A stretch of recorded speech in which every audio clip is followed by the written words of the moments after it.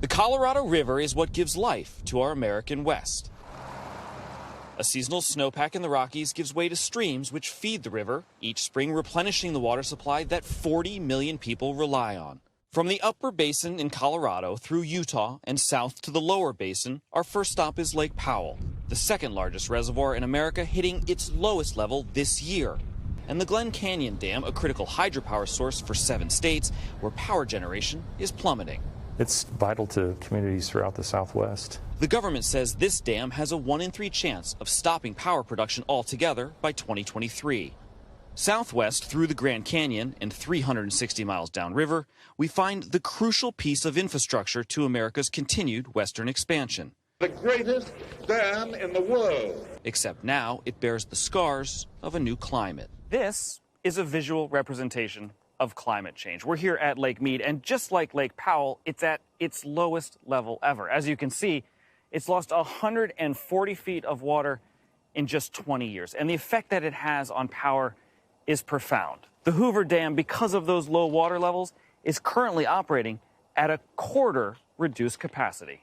Talk to me about the importance of power and how the dam is important in that way. As the lake goes down, less and less power is generated at the dam. And for every foot that the elevation drops, the capacity drops by roughly 5.5 megawatts. That means each lost foot of water powers 4,000 to 6,000 American homes.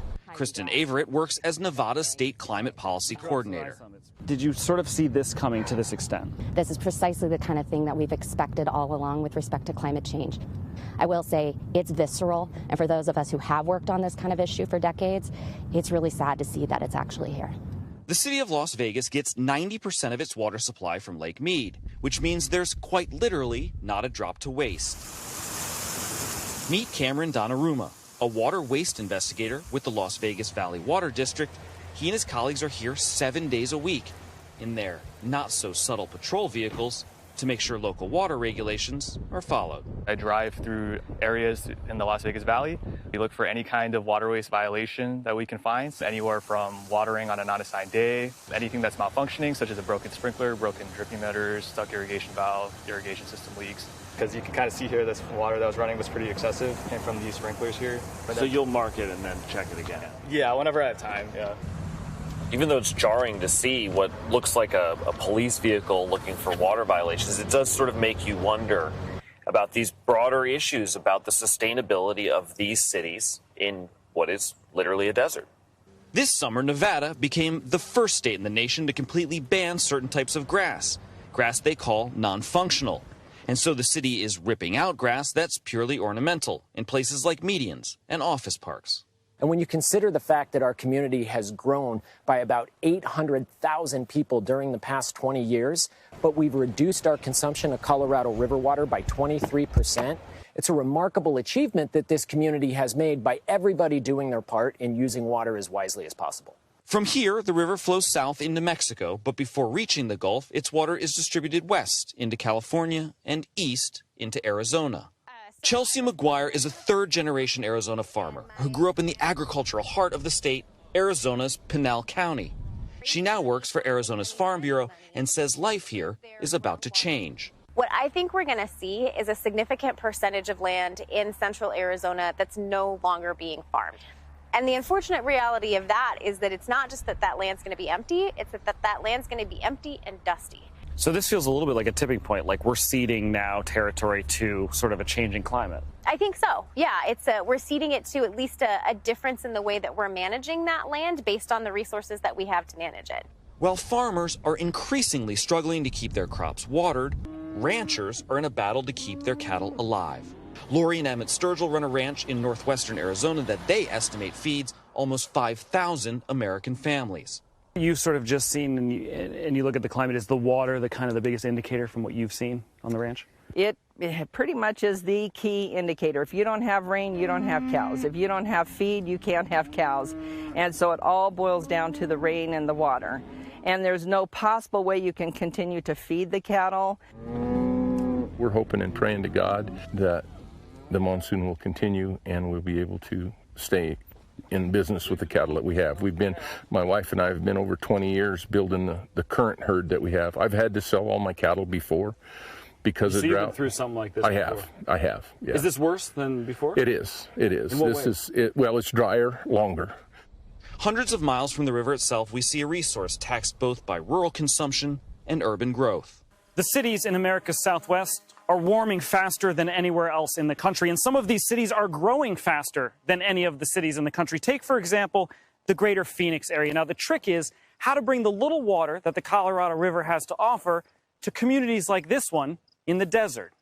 Ted Cooke manages the Central Arizona Project, this 336-mile-long canal that brings water from the Colorado River through Arizona's two main growing population centers, Phoenix and Tucson, as well as the crucial farmland in between.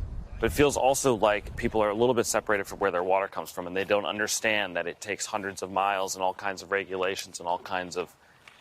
What you do is very complicated. They've never had to worry. The water is always there for them. Is it becoming more scarce? Yes. Are we having these cutbacks? Yes, we are. But there's water stored underground. We're working on augmentation projects. It is not like Arizona is suddenly going to hit a wall and we're going to say, oh no, what happened? That will not happen overnight.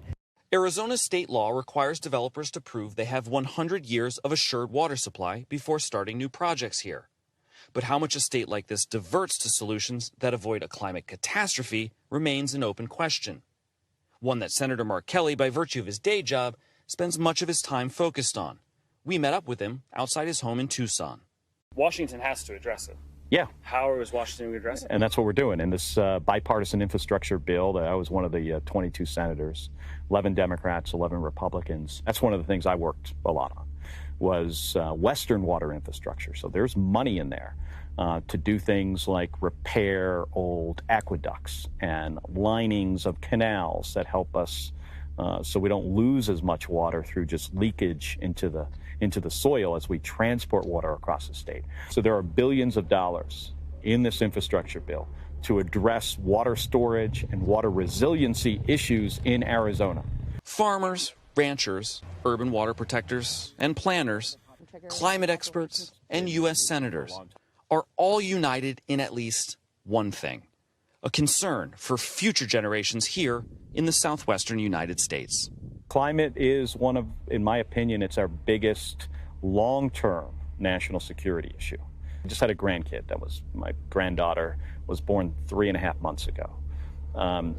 She is going to be around in the year 2100. What does the state of Arizona look like? Have we taken the right steps with climate resiliency, with water storage, to make sure that Arizona is still a great place to live? I'm convinced it will be, but it just doesn't happen on its own.